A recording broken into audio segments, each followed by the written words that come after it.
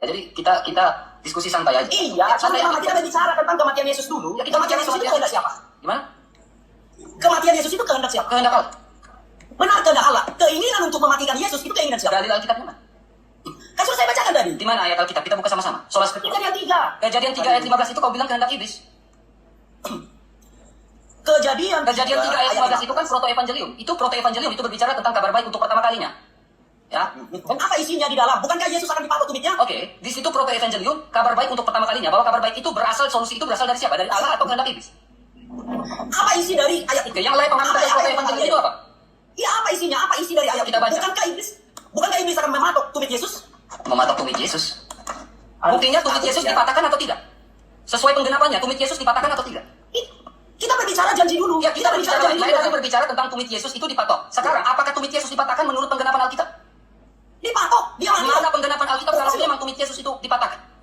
Lah, dia mati. Saya tanya, lain bilang tumitnya dipatok. Apakah tumitnya dipatahkan seperti 2 orang penjahat itu? Tidak berarti tidak seperti rencana iblis. Sebentar iblis. Itu kan lain. Itu kan lain sekali.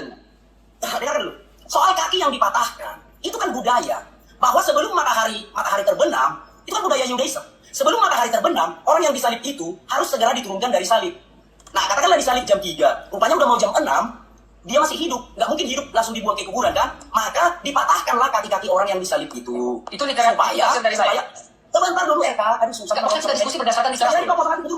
Jangan gitu lah. Kita diskusi berdasarkan literat. Kau dibawa dulu, kau dengarkan penjelasan. Jadi jangan mutar. Nggak boleh diskusi sama aku mutar-mutar. Nggak boleh. Mau siapapun itu, mau guru besarku, sang debater aja guru besarku, tendang gara-gara mutar-mutar. Ya, kalau diskusi sama aku harus terang bendera. Haleluya, haleluya, haleluya. Assalamualaikum Bishim Hamasyah. Salam Aki. Aku kabarkan Injil keselamatan. Bapak Ibu di Tuhan, ketemu lagi dengan saya Evangelis Avraham Effendi Usman. Bagaimana kabar Bapak Ibu semua? Tentu luar biasa. Yes, wow. Kita itu sangat istimewa. Nah, saudaraku, para pencinta jalan bahagia dan para pengikut Kristus yang setia, saya ingin mengajak kita semuanya untuk menyaksikan sebuah diskusi antara Bang RK bersama dengan Bang Rudi Simamora alias Anak Batak. Sebagaimana kita ketahui sama-sama, Bang Rudi Simamora alias AB Anak Batak baru saja bebas dari penjara. Dan kita juga lihat beberapa videonya di mana Anak Batak diskusi dengan Bang Rudi Yohanes. Dan kali ini Anak Batak diskusi dengan Bang RK. Bagaimana jalannya diskusi? Mari kita lihat sama-sama. Dan sebelumnya tempatkan hati dan pikiran kita di tempat yang netral. Jangan kita menghujat si A, jangan kita menghujat si B. Biarlah lewat diskusi ini ada sesuatu yang bisa kita ambil, saudaraku. Jangan pernah kita menghujat si A, jangan pernah kita menghujat si B. Jangan kita menghujat si B ataupun si A. Mari kita lihat bagaimana diskusi antara Bang RK bersama dengan Anak Batak. Tahu nih Lai, aku sempat lihat Lai ya. Tapi aku ingin bahas sebuah pengajaran dari statement Lai yang mengatakan bahwa salib rencana iblis itu gimana? Oke. Dari mana Lai dapat kabar kalau aku mengeluarkan statement salib rancangan iblis? Ada yang kirim videonya ke aku. Coba putar sekarang. Di HP ini soalnya. Di HP ini. Menurut Lai, salib itu rencana iblis, rancangan iblis, atau karya iblis? Nah. Gini Roleko. Karena Lai sudah mendalilkan tadi, aku mengatakan bahwa salib itu rancangan iblis. Coba buktikan. Jangan menuduh tanpa bukti gitu loh, saudara. Okay. Ada di video ini, tetapi ada di Arnold ya. Saya baru ada buka tadi. Ya, di WA-nya ada di HP ini. Jadi saya mungkin nggak bisa buka gitu lah. Ya, nggak bisa buka karena di handphone ini gitu. Ya, tetapi aku pengen tahu aja gitu. Pandangan Lai, salib itu rencana, rancangan, atau karya iblis? Dari 3 poin itu. Baik. Salib itu kayu. Nah, jadi salib itu adalah 2 potong kayu yang dijadikan bersilangan ketika sudah hendak mengeksekusi narapidana. Jadi salib itu bukan berbicara rancangan, salib itu bukan berbicara tentang apa-apa tadi dia bilang. Salib itu kayu, 2 potong kayu. Kematian Kristus itu rencana siapa? Ya. Kematian Kristus di atas salib itu rencana, rancangan, atau karya siapa? Baik. Yang dirancang Allah kan keselamatan itu. Dan penyaliban itu adalah bagian dari serangkaian penyelamatan. Penyelamatan yang dirancang Allah itu kan mulai dari kelahiran Yesus. Yesus harus melakukan hukum Taurat. Kalau Yesus belum menggenapi hukum Taurat, dia nggak akan disalib. Jadi banyak item-item yang harus dilakukan pada proses keselamatan itu. Salah satunya mati di kayu salib itu. Paham ya? Jadi yang dirancang Allah itu adalah keselamatan. Keinginan untuk membunuh Yesus itu keinginan iblis. Keinginan untuk membunuh Yesus adalah keinginan iblis. Saya pegang di situ ya. Keinginan itu. Yang pertama, pegang di situ. Ketika Herodes mengatakan, anak yang berumur 2 tahun, bonoi semua. Itu keinginan iblis. Sebab iblislah pembunuh sejak semula. Paham ya? Itu cara berpikirku ya. Aku tidak menyalahkan RK. Enggak, ini kan Aman. Oke, saya pegang bahwa keinginan itu adalah keinginan iblis ya. Saya pegang itu ya. keinginan untuk membunuh loh. Jangan dipotong-potong. Oke. Tepat. Nah, di situ dia Bang RK. Oke, santai. Keinginan untuk membunuh Yesus itu keinginan iblis. Oke, kita buka dulu ya. Terutama pada saat Herodes berkata. Ya, terutama ketika Herodes berkata, setiap anak yang berumur 2 tahun harus dibinasakan. Maka Yesus dibawa mengungsi ke Mesir. Jadi keinginan untuk membunuh Yesus itu adalah keinginan iblis. Apakah iblis berhasil melakukannya? Berhasil, Yesus mati. Tetapi kematian itulah yang dikalahkan Tuhan Yesus. Makanya dikatakan iblis dikalahkan. Iblis berhasil mematikan Yesus. Tetapi di alam kubur, malah iblis itu dikalahkan oleh Yesus. Dan Yesus bangkit dari kematian. Jadi jangan berpikir hanya ketika Yesus berhasil mati. Tetapi pikirkan juga ketika Yesus bangkit. Sekali lagi, memang iblis berhasil mematikan kemanusiaan Yesus. Tetapi kemanusiaannya itu bangkit. Jadi keinginan untuk membunuh Yesus adalah keinginan iblis. Dan Allah mengubah kutuk menjadi berkat. Keinginan iblis itu direstui oleh Yesus sendiri ketika Yesus menyerahkan nyawanya.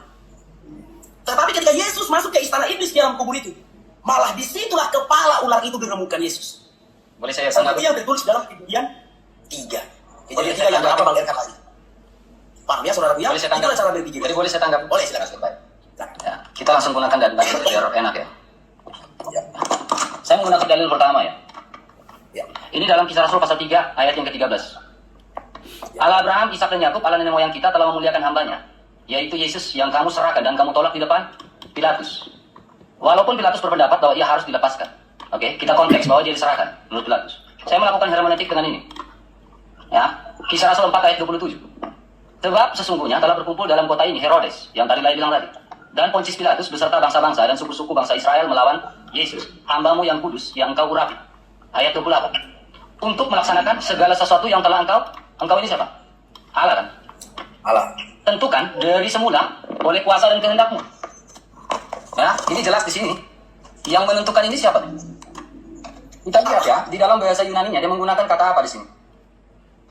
Kata yang dipakai di sini, bisa pencet ya. Predestinasi. Jadi Allah menentukan di sini.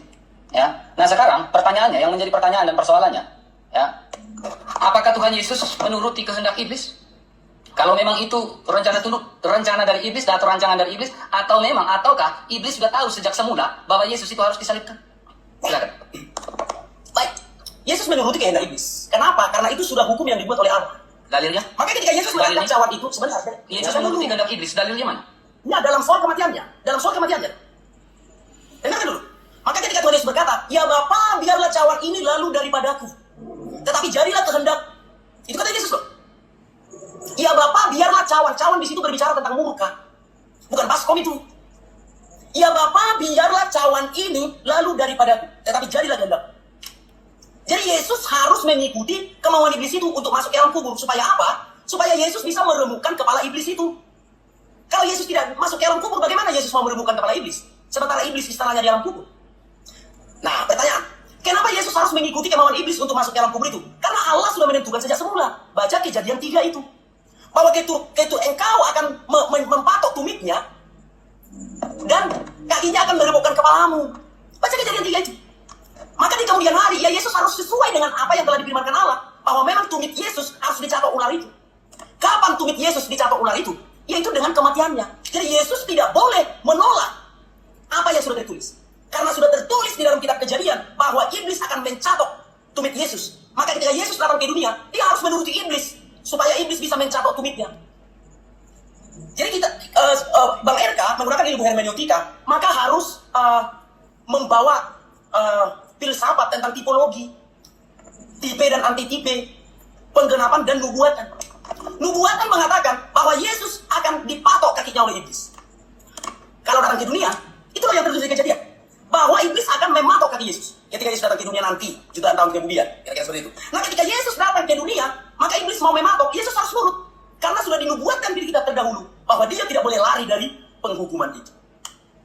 Maksud Dalam hal maksudnya kematian, gini, Le. dalam hal kematian Kehendak Yesus, gini, Le. Lae memakai dalil di dalam Lukas 22 ayat tepat, ya. Biarkanlah cawan ini berlalu, ya, melainkan kehendakmu. Ya, jadi apakah kehendak Allah itu ya tidak berkuasa dan Yesus harus lebih menuruti kehendak iblis? Karena kehendak Allah, Yesus harus masuk ke alam kubur. Bagaimana caranya Yesus masuk ke alam kubur? Ya harus menuruti kehendak iblis untuk membunuhnya. Karena hanya orang yang matilah yang boleh masuk ke alam kubur. Itu sudah hukum dari Allah. Hanya orang yang matilah yang bisa masuk ke alam kubur. Tujuan Yesus datang ke dunia kan untuk ke alam kubur, Pak. Membebaskan arwah manusia dari alam kubur. Dengan cara menuruti kehendak iblis atau kehendak Allah? Kok mutar-mutar? Enggak, saya enggak mutar. Gini, saya berbicara berdasarkan dalil. Dalil yang Lai bawakan itu adalah biarkanlah cawan ini tapi kehendakmu. Kehendak Allah itu jelas di dalam ayat yang saya bawakan tadi. Ya, di dalam Kisah Rasul 4. Ya, ayat yang ke-28 itu kan jelas. Yang engkau tentukan sejak semula. Kemudian, Enggak, jangan kemana-mana dulu. Jangan Lai kemana-mana kemana-mana. dulu. Saya berbicara berdasarkan dalil ini, Lai. Ya, jadi kita diskusi santai aja. Iya, santai sama aja. kita berbicara tentang kematian Yesus dulu. Ya, kita Kematian bicara Yesus itu kematian. kehendak siapa? Gimana? Kematian Yesus itu kehendak siapa? Kehendak Allah. Benar, kehendak Allah. Keinginan untuk mematikan Yesus itu keinginan siapa? Dalil Alkitab mana? Kan sudah saya bacakan tadi. Di mana ayat Alkitab? Kita buka sama-sama. Sola Scriptura. Kejadian 3. Kejadian 3 ayat 15 itu kau bilang kehendak iblis. Kejadian 3 ayat 15 itu kan proto-evangelium. Itu proto-evangelium itu berbicara tentang kabar baik untuk pertama kalinya. Ya. Dan apa isinya di dalam? Bukankah Yesus akan dipatok tumitnya? Oke, di situ proto-evangelium, kabar baik untuk pertama kalinya. Bahwa kabar baik itu solusi itu berasal dari siapa? Dari Allah atau kehendak iblis? Apa isi dari ayat itu? Oke, yang lain pengaruh Apa dari yang proto-evangelium itu apa? Iya, apa isinya? Apa isi dari ayat Kita itu? baca. Bukankah iblis akan mematok tumit Yesus? Mematok tumit Yesus. Buktinya tumit Yesus dipatahkan atau tidak? Sesuai penggenapannya, tumit Yesus dipatahkan atau tidak? Kita berbicara janji dulu. Ya, kita berbicara, janji Lai dulu. tadi berbicara tentang tumit Yesus itu dipatok. Sekarang, apakah tumit Yesus dipatahkan menurut penggenapan Alkitab? Dipatok. Dia mati. Mana penggenapan Alkitab kalau memang tumit Yesus itu dipatahkan? Lah, dia mati. Saya tanya, Tidak, Lai tidak. bilang tumitnya dipatok. Apakah tumitnya dipatahkan seperti 2 orang penjahat itu? Tidak, Nah, dipatahkan. berarti tidak berarti tidak mengikuti rencana iblis, atau kehendak iblis. Sebentar dulu, dengar dulu. Itu kan, Lai. Itu kan Dengar jelas dalilnya. Dengarkan dulu. Soal kaki yang dipatahkan, itu kan budaya. Bahwa sebelum matahari terbenam, itu kan budaya Yudaism. Sebelum matahari terbenam, orang yang disalib itu harus segera diturunkan dari salib. Nah, katakanlah disalib jam 3, rupanya udah mau jam 6, dia masih hidup. Nggak mungkin hidup langsung dibuang ke kuburan kan? Maka dipatahkanlah kaki-kaki orang yang disalib itu. Itu literal Supaya, dari saya. sebentar dulu Eka, aduh susah. Ya, maksudnya kita diskusi berdasarkan literatur. Jadi kau potong aku dulu dulu. Jangan gitulah. Kita diskusi berdasarkan literatur. Kau di bawah dulu, kau dengarkan penjelasan. Peristiwa yang mematahkan kaki itu kan budaya. Budaya dari Yudaism. Kalau disalib jam 3, ya, kalau disalib jam 3, jam 6 itu nggak boleh lagi orang disalib. Nah, maka datanglah ahli-ahli Taurat dan segala macam, itu adalah budaya Yudaism. Harus diturunkan dia dari salib itu dan dikuburkan. Nah, kalau belum mati kayak mana? Kalau belum mati, dipatahkanlah kakinya. Supaya mati. Kalau mati baru dikubur. Dan Yesus, apakah kakinya dipatahkan? Tidak. Karena sebelum jam 6 sore, Yesus mati. Maka tidak ada kakinya yang dipatahkan. Maka sesuailah yang tertulis di dalam Yohanes 19 ayat 33. Ini aku baca nih untuk kawan-kawan. Tetapi ketika mereka sampai kepada Yesus dan melihat bahwa ia telah mati, mereka tidak mematahkan kakinya. Sekali lagi ini aku baca RK. Yohanes 19 ayat 33. Tetapi ketika mereka sampai kepada Yesus dan melihat bahwa ia telah mati, mereka tidak mematahkan kakinya. Jadi karena udah dilihat Yesus tidak mati, maka kaki Yesus itu tidak dipatahkan lagi. Paham ya saudaraku? Jadi jangan mutar, nggak boleh diskusi sama aku mutar-mutar, nggak boleh.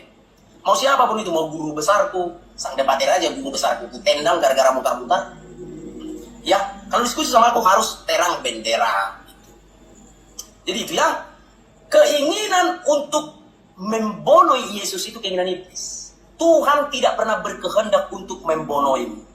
Iblislah pembonoi sejak semula. Yohanes 8 ayat 44. Bukan Tuhan membunuh manusia, tidak ada Tuhan yang mengajak iblis itu. Paham ya? Tuhan tidak pernah membonoi manusia, iblisnya tukang bonoi. Supaya kawan-kawan paham. Jangan kalian bilang Bapa yang membonoi Yesus. Psikopat itu namanya. Allah kita itu menghidupkan. Iblislah tukang bonoi. Maka kalau ada orang Kristen atau pendeta, halal darahnya haleluya, halal darahnya haleluya. Haleluyanya itu haleluya iblis. Tidak ada Tuhan merancang pembonoian. Paham ya? Terima kasih kawan-kawan, gift-giftnya ya sangat membantu pelayananku itu kawan-kawan ya. Sudah? Nah, semoga kawan-kawan paham itu. Nah, Bapak Ibu semuanya, para pencinta Jehovah dan para pengikut Kristus yang setia, bagaimana tanggapan kita semua setelah kita sama-sama mendengar cuplikan video tadi? Silakan Bapak Ibu tulis di kolom komentar, dan mari kita pergunakan komentar kita dengan bijak tanpa kita menghujat si A dan menghujat si B. Mari kita pergunakan komentar kita dengan bijak. Mari kita pergunakan komentar kita dengan baik, tanpa kita berpihak kepada si A dan tanpa kita berpihak kepada si B. Ya, tentu kita punya pengetahuan masing-masing mengenai hal tersebut Bapak Ibu. Tetapi saya ingin membacakan beberapa firman Tuhan kepada kita semuanya. Yang pertama dalam Lukas 24, firman Tuhan berkata, "Ingatlah apa yang dikatakannya kepada kamu ketika ia masih di Galilea, yaitu bahwa anak manusia harus diserahkan ke tangan orang-orang berdosa dan disalibkan dan akan bangkit pada hari ketiga." Selain itu, pernyataan bahwa anak manusia harus disalibkan juga dibuatkan dan ditegaskan dalam ayat yang lain, seperti dalam Injil Matius 26 ayat yang kedua. Kamu tahu bahwa 2 hari lagi akan dirayakan Paskah, maka anak manusia akan diserahkan untuk disalibkan. Lukas 9 ayat 22. Dan anak manusia harus menanggung banyak penderitaan dan ditolak oleh tua-tua, imam-imam kepala dan ahli-ahli Taurat, lalu dibunuh dan dibangkitkan pada hari ketiga. Kematian Yesus di kayu salib dimaknai sebagai pengorbanan untuk menanggung dosa manusia agar mendapatkan keselamatan dan hidup yang kekal. Seperti yang tertulis dalam Injil Yohanes 3 ayat ke-16. Ahabballahu lihadzal dunya. Karena begitu besar kasih Tuhan kepada dunia ini sehingga Dia mengaruniakan putranya yang tunggal supaya setiap orang yang percaya kepadanya, yaitu kepada Yesus Kristus, akan memperoleh hidup yang kekal. Tidak akan binasa, melainkan memperoleh hidup yang kekal. Jadi siapa saja yang ada di dunia ini, mau suku apapun, mau agama apapun dia, kalau percaya kepada Yesus Kristus, percaya akan kematiannya, percaya akan kebangkitannya, maka orang tersebut akan mendapatkan hidup yang kekal di tempat yang sangat dirindukan oleh semua umat manusia. Jadi semua orang akan mendapatkan hidup yang kekal bagi mereka yang percaya tentang kelahiran Yesus, tentang kematian Yesus, dan tentang kebangkitan Yesus. Maka Rasul Paulus berkata, sia-sia apa yang kukabarkan, sia-sia iman kita, sia-sia kepercayaan kita seandainya Yesus Kristus tidak bangkit setelah mengalami kematian. Nah, saudaraku kasih Tuhan, lagi-lagi seperti yang saya sampaikan tadi, silahkan tulis di kolom komentar apa yang Bapak Ibu dapatkan. Seharusnya tadi anak Batak jangan menurunkan Bang RK. Bagi saya itu masih dalam ranah yang baik ya diskusinya, tidak menghina satu sama yang lain, tapi hanya saling adu argumen dan saling sama-sama kalau kita mendengar suara mereka sama-sama keras. Yang satu dari timur, yang satu dari utara, yaitu Sumatera. Nah, Bapak Ibu silakan tulis di kolom komentar. Jangan pernah kita berpihak. Ada juga yang mengatakan janganlah ditampilkan debat-debat seperti itu. Tidak masalah Bapak Ibu. Kita tampilkan debat itu tidak masalah, selama debat tersebut masih sehat. Yang kita tidak sukai itu kalah debat, menghina pribadi orang, lawan debatnya. Dihina pribadi lawan debatnya ketika kalah argumen, kalah data. Tidak bisa lagi menjawab, tidak bisa lagi membalas argumen dengan argumen. Dibongkar identitasnya. Dosa masa lalunya diobok-obok. Dosa masa lalunya itu dimunculkan lagi di publik. Dibicarakan di publik. Itu berhari-hari, berminggu-minggu, berbulan-bulan. Nah, ini yang tidak sehat. Tapi kalau hanya sekedar debat, sekedar diskusi, adu ilmu, adu otak, adu pemikiran, adu apa lagi Bapak Ibu? Ya, adu pengetahuan. Yang penting jangan adu bacot saja Bapak Ibu, itu tidak bagus ya. Adu otak, itu no problem, itu tidak masalah saudaraku. Adu argumen itu tidak masalah sama sekali. Yang sangat kita tidak sukai, ketika kalah adu argumen, kalah adu otak, saling bongkar-membongkar, saling menghina. Bahkan masa lalu seseorang itu dicari masa lalunya, kesalahan dan dosa masa lalunya akan dicari dan akan dibicarakan terus-terusan di publik. Berhari-hari, berminggu-minggu, berbulan-bulan. Ini yang tidak fair, ini yang tidak sehat. Ini yang tidak baik, ini yang tidak benar di hadapan Tuhan. Tuhan saja tidak melihat masa lalu kita. Tuhan tidak melihat dosa kita. Jadi ketika kita bertobat, Tuhan sudah tidak lagi melihat dosa-dosa kita. Sebesar apapun dosamu, semerah apapun dosamu, Tuhan sudah tidak melihat itu lagi. Tuhan melihat bagaimana engkau datang kepadanya, bagaimana pertobatanmu itu yang Tuhan lihat. Maka ketika ada apologet yang lagi dibongkar sama apologet lain, apologet TikTok Bapak Ibu, jangan kita bilang apologet Kristen ya, tapi katakanlah mereka ini apologet TikTok. Mereka siapa? Mereka yang membongkar satu sama yang lain. Itu bukan apologet Kristen, tapi apologet TikTok. Kalau apologet Kristen Bapak Ibu, itu penuh dengan kasih. Apa yang dibicarakan, firman yang disampaikan, itu pasti bisa diaplikasikan di dalam kehidupan sehari-harinya. Tetapi bila apologet TikTok, sekalipun dia membaca firman, firman yang dia baca hanya sebatas pengetahuannya. Lepas daripada itu dia lupa apa yang dia sampaikan, apa yang dia sharingkan, lupa. Buktinya dia tidak bisa mengaplikasikan di dalam dia berbicara, di dalam dia berargumen, di dalam dia kehidupan sehari-harinya. Jadi kalau kita ingin melihat bagaimana orang itu baik atau tidak baik, orang itu penuh dengan kasih, lihat apakah orang tersebut bisa mengontrol emosinya, bisa menguasai diri ketika berada dalam kegeraman misalnya, berada di dalam kemarahan misalnya, berada di dalam kepanasan misalnya, bisa nggak dia menahan emosi, menahan diri, bisa nggak dia menjaga lidah, menjaga lisan, menjaga tutur kata, menjaga sikap. Kalau bisa Bapak Ibu, ini. Tapi kalau tidak bisa, berarti firman yang kita dengar selama ini itu hanya firman yang dia baca untuk pengetahuannya, tetapi tidak masuk ke sanubarinya, ke hatinya. Sehingga kita tidak bisa melihat di dalam kehidupannya firman yang dia sampaikan. Saya sering sekali sampaikan bersama dengan saudara saya ketika sharing, bersama dengan Bang JDP, bersama dengan hamba-hamba Tuhan lain di pedalaman. Saya sering berkata begini Bapak Ibu, saya tidak terpengaruh ya, bagaimana hebatnya pengetahuanmu, bagaimana hebatnya pelayananmu, bagaimana engkau sudah membaptis banyak orang. Saya tidak begitu terpukau, tetapi saya sangat terpukau ketika banyak orang berubah ketika melihat hidupmu. Banyak orang berubah ketika melihat tingkah lakumu. Banyak orang berubah ketika mendengar tutur katamu. Banyak orang berubah ketika melihat keseharianmu. Ini yang membuat saya terpukau sekali. Tapi kalau hanya sekedar baptis, ceritakan bagaimana hebatnya pelayananmu, ceritakan bagaimana hebatnya penginjilanmu, hebatnya pengetahuanmu, saya tidak terpukau sama sekali. Saya sudah tidak di level itu lagi Bapak Ibu. Sudah tidak di level itu lagi saya Bapak Ibu. Saya lagi berpikir bagaimana kita ini ada pembaharuan budi, ada pembaharuan karakter. Bagaimana orang berubah ketika melihat kita. Bagaimana orang berubah ketika melihat, mendengar tutur kata kita. Bagaimana orang berubah ketika melihat pelayanan kita. Bagaimana orang berubah ketika mendengar kesaksian kita Bapak Ibu. Ini. Maka kasih itu harus benar-benar kita hidupkan. Dan kita tidak akan bisa hidupkan kasih apabila kita tidak tinggal di dalam kasih tersebut. Kalau kita tidak tinggal di dalam kasih Bapak Ibu, kita tidak bisa menghidupkan kasih. Banyak bukti yang kita lihat di media sosial.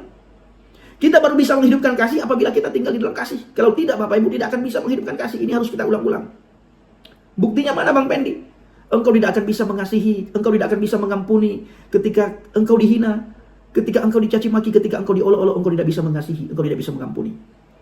Tapi bila kita berada di dalam kasih, sekalipun kita diolok, dihina, dicaci maki, dicemooh, kita bisa mengasihi, kita bisa mengampuni.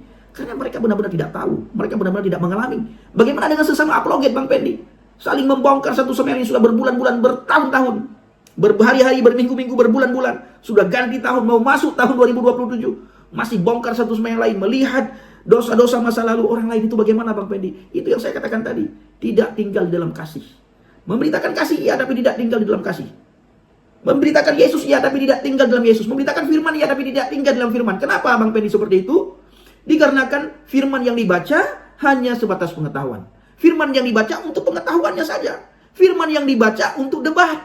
Firman yang dibaca tujuannya untuk diskusi, untuk debat. Maka firman itu tidak hidup di dalam hatinya karena dia tidak tinggal di dalam firman. Siapapun kita Bapak Ibu, bila kita tidak tinggal di dalam firman, firman itu tidak akan hidup.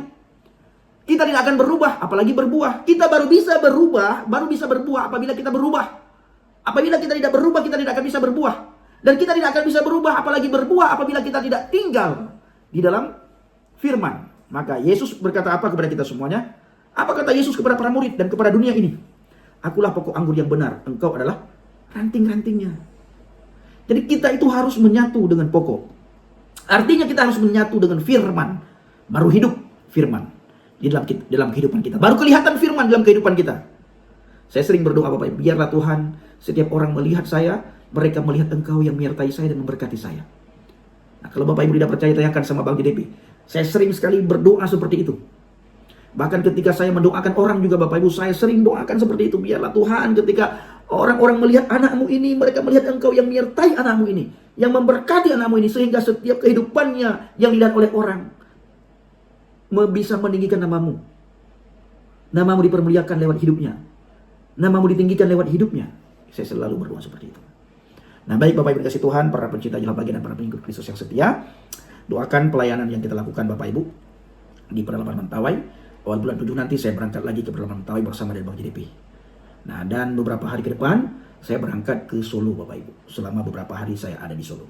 Bapak Ibu bawa dalam doa, dukung dalam doa agar lewat pelayanan kita, lewat kesaksian kita banyak orang dikuatkan, dan mereka yang sudah undur di hadapan Tuhan, yang sudah dimualafkan bisa kembali kepada Tuhan, dan mereka yang lemah imannya bisa dikuatkan lewat kesaksian dan pelayanan kita. Terima kasih. Assalamualaikum Bishim Hamasiah. Salam Aki. Aku kabarkan Injil keselamatan. Bapak Yahweh Bishim Adonai Yesus Hamasiah. Waruah Kudus memberkati kita semua. Haleluya. Amin. Salam murtadin. Terima kasih.